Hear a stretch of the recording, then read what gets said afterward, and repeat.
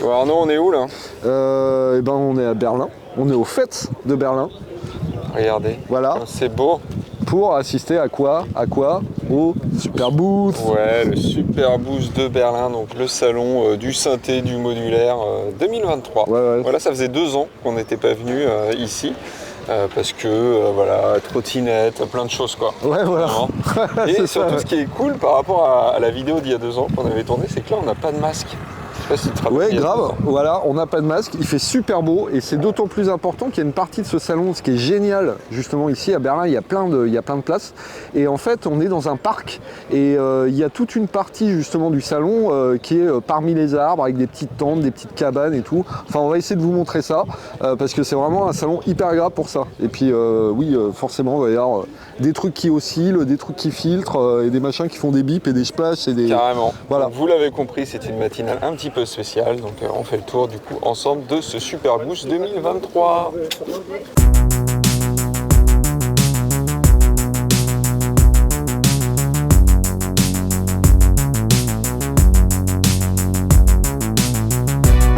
Coucou tout le monde, et donc c'est parti pour le Super Boost et la première vidéo du salon. Alors je suis avec Noam de Safari Pedals, et donc c'est une boîte israélienne et ils nous ont montré aujourd'hui du coup plein de jolies choses et notamment une vraie pédale. Alors il y a des vraies pédales et des pédales, vous voyez, des plugins pédales. Et donc il m'a expliqué un petit peu du coup comment ça marchait et l'originalité de cette pédale, donc qui s'appelle la Gorilla Drive, c'est que c'est une pédale d'overdrive, sauf que la grosse originalité c'est que vous voyez on peut rentrer en XLR et sortir en XLR dedans, et en fait ça prend les niveaux micro, donc vous pouvez brancher un micro directement dedans, ou vous pouvez passer en niveau ligne aussi. Et la grosse différence, c'est que c'est quand même alimenté en 9 volts. C'est vraiment le genre d'alimentation qu'on voit sur toutes les pédales d'overdrive, c'est-à-dire que c'est du 9 volts type Boss quoi. Et en fait, je lui ai demandé du coup quel type de saturation c'était, si c'était du soft clipping, du hard clipping, etc. Et il m'a dit que c'était un truc assez original parce que ça venait du fait que justement c'était alimenté en 9 volts pour prendre des niveaux micro ou niveau ligne, et donc du coup la saturation engendrée en fait était très particulière. Donc du coup ça a un son très particulier pour une pédale très particulière. Donc après au niveau des réglages c'est assez simple, hein. Il y a un potard in, un potard out, une tonalité, on peut inverser la phase et puis voilà quoi, tout simplement. Donc voilà, une pédale assez originale, une pédale d'overdrive originale, ça arrive pas tous les jours quand même. Et donc il y a la version aussi plugin qu'il a fait développer, donc c'est pas lui qui l'a développé directement, mais vous voyez c'est vraiment la version plugin. Alors il m'a dit, je lui ai demandé est-ce que ça sonne vraiment pareil, il m'a dit non, ça sonne pas exactement pareil, mais bon voilà, il y a quand même une version plugin. Il y a un compresseur aussi qui ont sorti, typé un peu old school, donc vous pouvez choisir la décennie 50s, 60s, 70s, 80s. Donc vraiment les interfaces sont très jolies, hein. Ça, moi j'adore. Et il y a une reverb aussi. Donc ça, on va pas vous faire écouter ça aujourd'hui parce que voilà, il y a des versions en fait qui sont dispo sur leur site, des versions d'essai. Donc allez télécharger ça évidemment. Donc voilà, c'est Safari Pedals et puis nous on continue de notre petit tour du Super Boost du coup.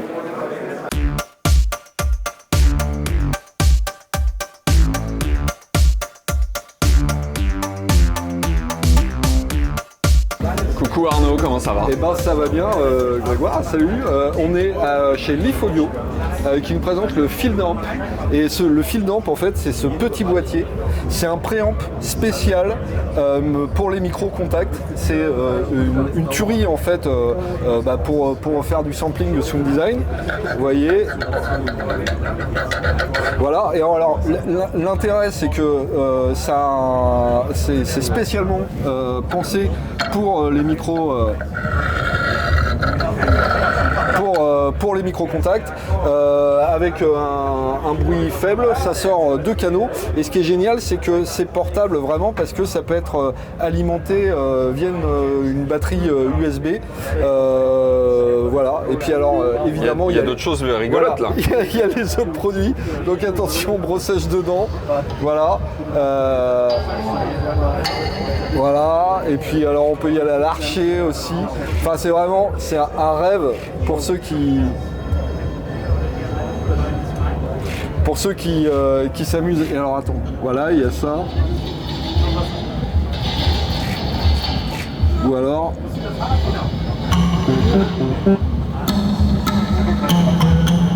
Voilà. Et là encore la petite pierre. Voilà. Il y a un autre joujou là, regarde, il y a un autre joujou. Carrément.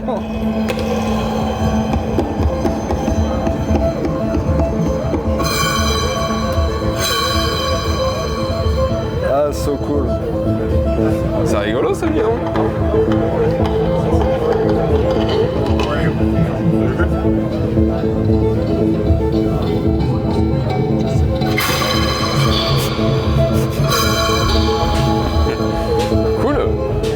Franchement, de la balle. Moi, je rêve d'avoir ça chez moi.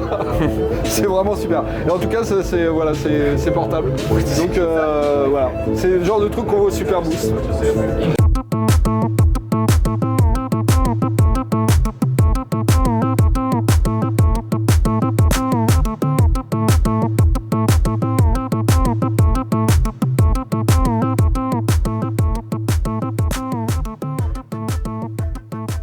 Là, je suis avec Julien, on est toujours au Super Boost avec ce truc noir et doré chez Instruo.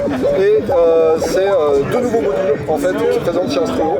Il y a ce générateur c'est random et sample hold. Voilà, sample hold qui est capable de faire du bruit blanc si j'ai bien compris. Bien sûr, pour réinjecter dans le sample hold. Et en fait, ce qui est bien, c'est qu'il y a un tap tempo ici et qu'après vous pouvez définir avec ce petit slider en fait les occurrences en fait si j'ai bien compris. C'est ça.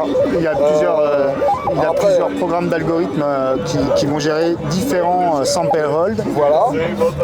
Et le deuxième module, alors ça évidemment vous pouvez trigger n'importe quoi avec, notamment là je crois qu'on trigue le nouveau filtre qui est un ladder filter. Qu'est-ce qu'il y a à dire sur ce ladder filter? Alors en fait c'est un ladder filter qui est combiné avec un VCA directement dedans. Ouais. Donc on peut l'utiliser naturellement, indépendamment, on peut utiliser VCA ou le filtre indépendamment puisqu'on peut choisir si c'est un pré ou post. Après il y a les contrôles CV dessus pour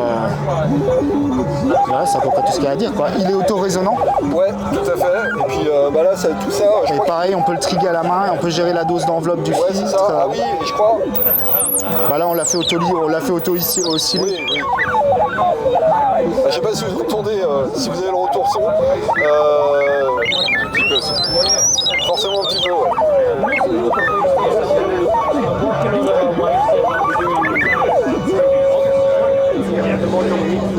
Voilà. Bon, c'est cool, et vous faites un truc mercredi soir, c'est On a un dîner, je crois. Et voilà, ambiance bucolique. Hein, on est dans l'herbe. Et dans l'herbe, pour vous présenter l'herbe ERB. Eurorack Blocks. Et surtout, le garçon qui est derrière le petit carton là, Raphaël Dinger, qui bosse pour Homeforce. Les super plugins d'Homeforce et qui s'intéresse au hardware. Alors, il y a 2 ans, Raphaël nous présentait, là on était vraiment dans les premiers stades de développement de la solution. L'idée c'est d'avoir un kit qui permet de faire du prototypage pas trop cher de modules. Voilà, le kit il arrive. Peut-être on peut l'ouvrir. On est à envoyer dans la petite boîte. Donc pour l'instant c'est un prototype pour le kit, mais bon en gros donc un petit papier pour dire tiens vous commencez ici. Il faudrait expliquer après d'ailleurs comment ça marche tout ça. Mais donc une plaque pour faire des modules 12 HP, donc où il y a très peu de soudure à faire. Un Daisy Patch SM, donc ça c'est Electrosmith, donc on tourne sur la plateforme Daisy qui est incroyable, super puissante, donc il y en a vraiment sous le pied, tout ça c'est top quoi. Donc il y a ça qui est aussi avec. Donc des petits headers, machin, ça c'est pour souder sur le Kivu 12 là, qui est notre première board ERB, Eurorack Blocks. Et enfin, pour avoir tout de suite un résultat dès le début, ce qu'on fait c'est qu'on va proposer en fait un module à assembler. Grâce à ça, donc là c'était un pote chez Ableton en fait qui a fait ça. En fait c'était un kit qu'il a fait donc avec Eurorack Blocks pour le prototyper qui sort chez chaque mat là. Donc on pourra aller voir ça tout à l'heure, plutôt sympa. C'est un peu la classe. Et donc voilà, on aura sûrement d'ailleurs un autre module, ça c'est juste pour donner un exemple. Peut-être de l'Homeforce fromage, ça pourrait être sympa, donc on va voir. Voilà, avec donc en gros un truc pour commencer direct. Et après, en fait, faire son nouveau module, c'est juste en fait refaire ces deux plaques-là. On peut très bien souder des potards sur les plaques, les dessouder pour les réutiliser, hein, parce que bon, bah, autant économiser et puis pas gaspiller, quoi. Et voilà quoi. Donc, Alors tout les pour gens qui commencer. font du prototypage savent tout l'intérêt du kit, mais pour ceux qui n'en ont jamais fait, voyez ce que ça donne. Il y a des gens qui ont commencé à utiliser le kit. Tous les modules là que vous voyez, ils ont été faits avec la solution ERB. Voilà, et alors à l'extrême gauche on voit un hématome. Donc, ceux qui connaissent les plugins DOMForce, voilà, une vieille connaissance. On a à côté le topographe, tu m'as dit ouais c'était un truc où tu as une forme d'onde qui se balade sur un terrain. Sur un terrain, ouais, c'est ça. En fait, ça sort d'un papier. C'est un Français qui s'appelle Christophe qui fait ça. Donc ça avec sa boîte Homezine Serial, quoi. Ça fait des sons. Enfin, il me l'avait envoyé parce que il y a des bugs qu'il faut qu'on résolve. Hein, donc il m'a envoyé le module parce que j'arrivais pas à reproduire le bug qu'on a corrigé. Ça fait des sons de basse. Enfin, moi je trouve vraiment incroyable, quoi. Ouf, lui, il s'en sert pour plein de trucs. C'est vraiment bien et vraiment voilà quoi. Puis ça a de la gueule, quoi. Et fait avec ERB. Ça, c'est un exemple qu'on donne avec ERB, quoi. Donc c'est juste un DJ filter pour faire des drops, quoi. C'est juste parce qu'il y a un petit peu de tout. Il y a un gros bouton, il y a. Et tu drops. Voilà, et puis tu fais un drop, quoi. Et ça, c'est pour montrer aussi un autre truc, quoi. On peut faire des boards qui sont assez larges, quoi. Et c'est juste un truc pour pouvoir développer. Donc c'est tout moche, mais c'est pratique et ça coûte pas cher, quoi. Je sais pas si c'est moche, tu sais, il y a les gens sur le Superboost, sur une conception particulière de l'esthétique, il faut dire. Il y a des mecs qui s'extasient sur le Standofer, ils trouvent que c'est magnifique. Et bon, j'avoue que moi je suis plus sensible à la beauté de la peinture de Botticelli qu'on trouve à Florence, mais pourquoi pas, c'est très relatif la notion de beauté. En tout cas, on est ravis que ça arrive parce que le kit, il serait question, on peut parler de prix un peu, enfin d'un ordre de prix. Ouais, on sera vers 200 €, je pense. On sera vers 200 €. 200 € avec la possibilité, c'est-à-dire, je répète, c'est que grâce à ça, vous pouvez développer votre propre module. Et je pense que voilà, quand on aime le modulaire, c'est parce qu'on aime justement faire ses blocs et faire son instrument de soi-même. Et alors quand on peut faire ses propres blocs, là, tout à coup, ça ouvre encore d'autres perspectives, quoi. Donc voilà, c'est aussi ça le Superboost. On parlait de l'herbe, dans l'herbe, avec Raphaël. Je vais la refaire 250 fois là-bas. Ciao les gars. Ciao. Et les filles. Coucou, on est donc sous la tente de Reason Studio et ils nous ont montré donc un nouveau synthé qui est un synthé à modélisation physique. Donc comment ça marche? En gros, c'est très simple, on vient de m'expliquer. Donc là en gros on a 3 résonateurs. Donc le modal, c'est le résonateur, on va dire, simple, et on a 2 résonateurs plus complexes. Et en fait, ces 2 résonateurs, ils s'appellent Object 1 et 2 parce qu'on peut sélectionner le type d'objet en fait que ça va simuler. Donc on a des cloches, on a du verre, du métal, des pots, on a des cordes, on a du bois aussi, voilà, on a plein de trucs. Et donc ces 3 résonateurs, après on pourra les mixer, les panner comme on veut, donc ça c'est plutôt pas mal. À chaque fois en fait là on peut modifier un petit peu les résonances typiquement, donc là c'est des filtres tout simplement. Et sur la section de gauche ici, Exciter Impact, et ça c'est l'impact du coup qui va exciter les résonateurs. Donc là c'est pareil, on peut avoir un impact de type un clic, voilà, ou on peut avoir du bruit aussi qui peut exciter donc les résonateurs. Après, qu'est-ce qu'on a d'autre? Ici par exemple, si on clique un objet, alors là collision, on a aussi plein d'autres paramètres ici, donc c'est quand même un synthé à modélisation physique mais qui laisse quand même accès à pas mal de paramètres. On a collision ici qui va être le rebond, en fait quand on va taper fort sur une touche, ça va être le rebond. Hop, je vais en mettre plus. Voilà, ça change le son comme ça. Le rebond, ça va être bounce plutôt. Hop. Ouais, ça change le son. Pitch mode, c'est ce qu'on m'a expliqué. C'est un peu comme quand on gratte une corde de guitare un peu trop fort. Donc ça va faire varier finalement la hauteur des notes si on tape plus fort. Donc là, on va baisser un petit peu le filtre. Voilà. Là on entend bien ce que ça fait. Dispersion, on m'a dit que j'étais un peu trop idiot pour comprendre. Donc je peux essayer de pousser certains réglages. Mais c'est vrai. Donc dispersion, bah, en gros voilà, ça gère la dispersion de la résonance tout simplement. Damping, donc damping en anglais ça veut dire comment dire, bah, là on va pouvoir gérer en fait comment sont atténuées les basses fréquences, les médiums et les aigus, mais c'est pas un EQ en fait, c'est-à-dire que ça va vraiment altérer la façon dont le résonateur réagit tout simplement. Et decay, c'est comme dans toute enveloppe ADSR, hein, c'est-à-dire que c'est le decay, hein, tout simplement. Donc là, pareil, on peut régler le temps du decay, hein, tout simplement. Donc là, vous voyez à droite, c'est ce que je vous ai montré, on peut régler le pan, le volume de chaque résonateur, de l'exciter aussi. Il y a une fonction randomize qui, comme son nom l'indique, permet de mettre au hasard en fait pas mal de paramètres. Et puis il y a une autre section ici master avec un EQ, une disto, un compresseur, un delay, un reverb. Moi ce que je vous propose c'est de charger peut-être quelques patchs.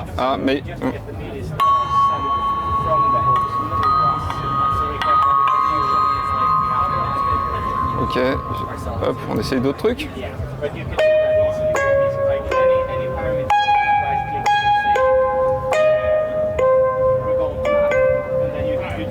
Allez, on essaie Kalimba.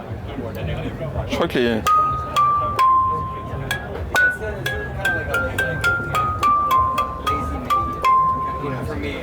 Alors, je crois que je vais essayer de trouver un truc avec des pots, ça sonne plutôt pas mal.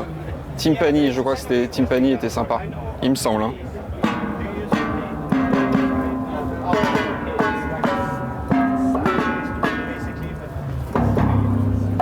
Yes. Là, il y a du bas. J'espère que vous entendez bien. Hein.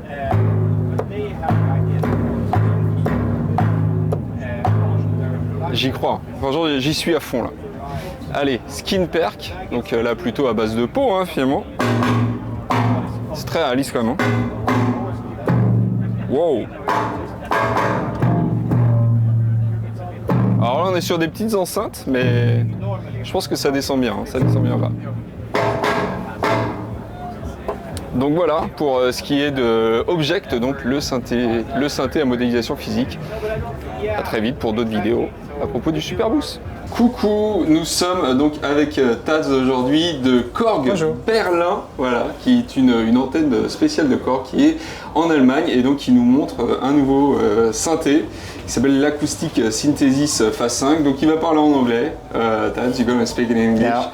Et je vais essayer de traduire un petit peu en direct. So, can you explain to us? Yeah, what is sure. the new device? So, first of all, we're Korg Berlin. We're a subsidiary of bigger Korg from Japan, and we're based here in Berlin. We're a small team of 10 people, and we develop instruments. And for the last 2 years or so, we've been working on a new way of synthesis. It is phase 5 because we've had quite a journey until we got here. Just to kind of clarify, this is not a product just yet. We're exhibiting the technology that makes the sound. Donc c'est pas encore un produit fini, hein, ça s'appelle phase 5 parce que c'est la 5e phase du produit, ça fait 1 an ou 2, c'est ça qui travaille dessus. Et donc ça vient donc bien de Korg Berlin, qui est donc une antenne d'une dizaine de personnes de Korg, qui est une boîte japonaise à la base. Voilà. So the first thing is, this is an acoustic synth. So the acoustic part of it is that we have real metallic resonators like this one. Donc c'est un synthé vraiment acoustique avec des parties donc métalliques qui résonnent vraiment en fait. Hein. C'est vraiment des parties physiques. And much like the string in a piano where you hit it with a hammer, we hit this resonator. But in our case, we don't use a real hammer. We use an electromagnetic field to hit the resonator and make the sound. Donc au lieu d'utiliser comme sur un piano quelque chose qui va taper en fait sur la partie en métal, ça utilise un aimant électromagnétique en fait, hein, tout simplement. So when you hit this resonator, it has a very rich tonal character. So it has very many frequencies inside. Ok, donc ça génère du coup plein de fréquences, voilà, c'est très complexe comme résonance. And what we do in this technology is we extract all the different frequencies that we like, that sound good, and we put it into a feedback system. So, donc en gros, ils extraient les fréquences qu'ils veulent en fait et ils le mettent dans un système de feedback. Voilà. That's how we have an acoustic system where we can harness the natural tonal richness of some real thing vibrating and making sound, and we can combine that with control like you would find on a regular synthesizer. Ouais, donc du coup c'est là où on a vraiment un son qui paraît très naturel parce que la base du son c'est une vraie vibration acoustique quoi. Donc après il y a comme sur les synthés habituels après de quoi modifier évidemment le son après coup quoi. So firstly the acoustic part. So here we just, like the hammer that I talked about, we're just hitting the resonator, just letting it ring. Donc là on va juste exciter le résonateur.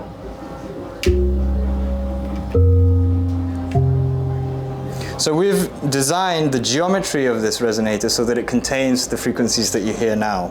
Ok, donc la taille et la forme du résonateur n'est pas faite au hasard hein, évidemment, ça a été étudié pour faire un son particulier. And the next thing I'm going to do is I'm going to introduce this electronic control feedback, first of all, to sustain the fundamental, the lowest note of the resonator. Donc là, il va utiliser le circuit de feedback en fait pour exciter une fréquence particulière.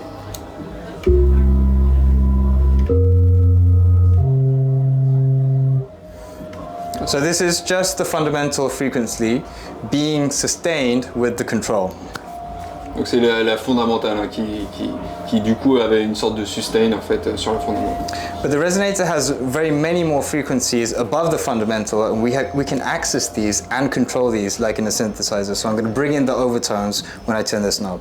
Donc là il va exciter du coup les harmonies supérieures.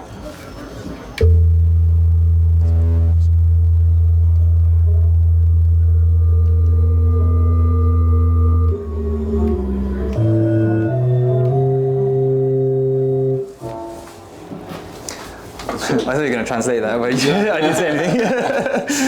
I can do it with yeah, right. The French version. Ça fait un peu un son de flûte, it's like kind of flute. Yeah, it's kind of fluty. It depends really on how this shape is defined. So we can really we use a lot of maths to calculate what frequencies it would make. Then after that, like we have the theory, but then we kind of design it to make it sound nice. And in this case, it's got the fluty harmonics in there, the very airy type. Okay. Donc c'est la forme hein, du résonateur qui fait que ça a un son un petit peu de flûte. And so, because, like I said, we have synthesis-like control over the modes, like the higher frequencies, and we can introduce, I think, an LFO. Donc c'est là où il commence à activer toute la partie synthèse, du coup les LFO et tout ça qui vont agir sur les fréquences supérieures.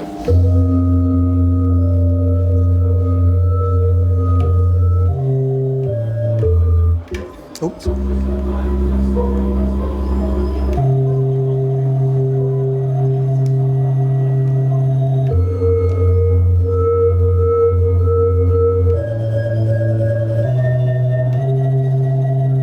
So you can bring in some movement into the Là, sound. on a bien entendu le mouvement du LFO du coup qui donnait un peu de vie au son, c'était sympa. And of course, because we're really moving real physical things, you can even interact with it physically. So if I put it back into acoustic mode, this is the sound on its own, and I can. Oh, sorry.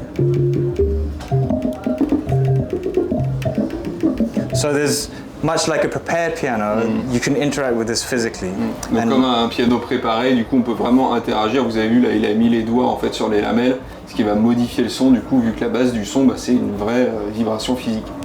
so this is a really important aspect of this technology, is that it is very alive and active and very responsive to what you do to it. Okay. So when's the final version will be out? We don't know what the final version is. Ok. Bon, bah, on ne sait pas quand est-ce que la version finale va sortir. Il n'y a plus qu'à attendre. Thank you, Tats. Sure, thank you. Et puis bah, nous, on espère que vous avez aimé cette petite vidéo avec la traduction à la Nelson Montfort. Voilà, j'espère que vous avez apprécié en tout cas. Allez, ciao. Ça tourne. On est toujours au Superboost à Berlin et on est avec Bertrand qui s'occupe d'SPL, et il y a pas mal de nouveautés sympas chez SPL, Bertrand. Tout à fait. Dont des nouveautés du côté Phonitor. Voilà, on a le Phonitor 3 DAC qui a été annoncé la semaine dernière. C'est sa première sortie officielle au Superboost, qu'est-ce que c'est le Phonitor 3 en fait? C'est un Phonitor 2 en gros pour faire simple, dans lequel on a rajouté un DAC. Voilà, ça. Dans lequel on rajoute un DAC. C'est un produit de la gamme Studio mais qui utilise la technologie 120 volts de la gamme Mastering. Donc on a le convertisseur qu'on trouve dans le Mercury en réalité, donc convertisseur très haut de gamme. Et puis on retrouve tous les avantages du Phonitor, à savoir bien sûr le contrôle monitoring pour les enceintes, la sortie casque avec le fameux SPL Matrix qui permet de répartir différemment la séparation qu'on a normalement entre les deux écouteurs du casque, ça va permettre de mélanger un peu plus. Voilà. Et puis bien sûr on trouve toutes les petites choses, les petits raffinements qu'on a habituellement chez SPL pour gérer du monitor. Et surtout là où c'est important, c'est qu'on se retrouve avec un contrôle de monitoring en 120 volts comme dans la gamme Mastering. Donc, mais qu'on a là dans la gamme Studio. C'est super. À un tarif qui reste Studio. C'est-à-dire qu'on va être dans les un peu plus de 2000 € TTC. C'est ça qui est bien enfin moi c'est une marque que j'aime bien SPL pour ça, c'est qu'en général il y a des grandes idées pour pas si cher que ça vu les idées. Maintenant la techno 120 volts on la maîtrise bien, on fabrique tous les composants, on arrive à la reporter maintenant sur des produits plus orientés Studio, comme c'était le cas avec les Crescendo. Là on a les deux Crescendo, le Crescendo 2 et le Crescendo 8 qui sont les premiers préamplis, donc c'était les premiers produits en 120 volts de la gamme Studio. Là ils ont été redesignés parce que maintenant dans toute la gamme Studio, la nouvelle version, toutes les façades sont noires. Avant on avait des façades grises, maintenant on a des façades noires qui sont très classe. Et puis donc technologie 120 volts, c'est des préamplis qui peuvent encaisser énormément sans saturer. Et là on les a un peu peaufinés, notamment vu l'énorme plage de dynamique, on a remodifié les plages de gain pour que ça soit vraiment utilisable beaucoup plus facilement. Notamment. Mais voilà, mais pour le reste, ça reste le même préamp.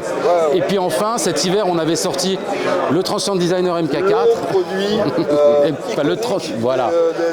le Transcend Designer 4 MK2, donc double traitement des transitoires. Avec, comme tu le disais, c'est un produit depuis les années 90, c'est ce qui a fait la réputation de SPL. Et le DSR aussi, qui a toujours été un produit très prisé chez SPL, donc qui a été lui aussi remis à jour. Alors encore une fois, c'est des mises à jour qui sont avant tout esthétiques. Notamment, c'est des produits qui sont beaucoup utilisés en live. Il fallait les rendre un peu plus costauds pour rester dans les racks de tournée. Donc voilà, on a eu recours au métal comme on a sur tous les produits. Les boutons sont en métal également. Mais le circuit, on a gardé le même parce que c'est ce qui a fait le succès du produit. Oui, de toute façon, on ne change pas une équipe qui marche. Et pour ceux qui ne connaissent pas le Transcend Designer, c'est juste, j'allais dire, quand on a du mal à... Ça permet de faire quand même beaucoup de choses sur la dynamique, sans se prendre la tête à maîtriser les subtilités parfois de la compression. C'est hyper intuitif, quoi.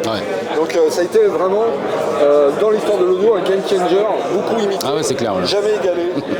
Le revoilà. Et puis enfin, on a le Big. Donc ça fait partie de la gamme format 500 de SPL.